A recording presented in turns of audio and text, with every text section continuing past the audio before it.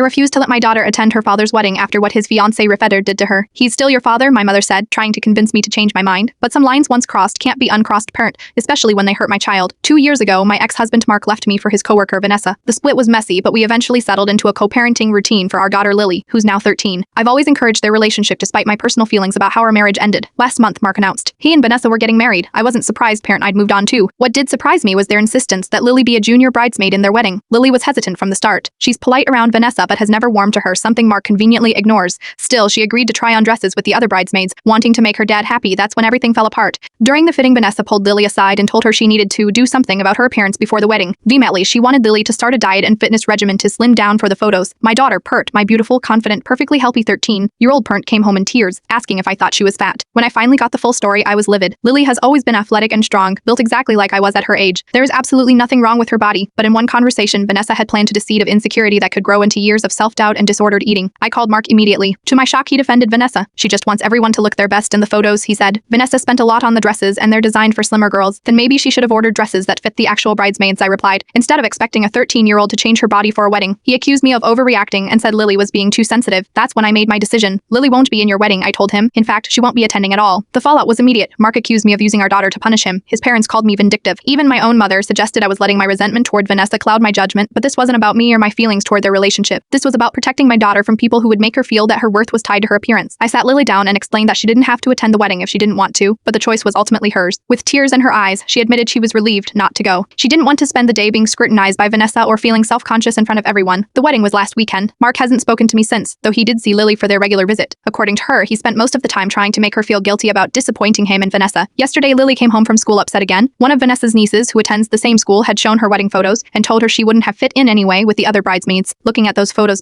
seeing all the rail-thin women in identical dresses, I knew I'd made the right call. My daughter doesn't need to change herself to fit someone else's aesthetic, especially someone who should be accepting her exactly as she is. Mark can be angry with me all he wants. Vanessa can think I am difficult, but I will never apologize for protecting my daughter's self-esteem and teaching her that no relationship, or not even with her father Pert, is worth compromising her sense of self-worth. Some might call it overprotective. I call it parenting.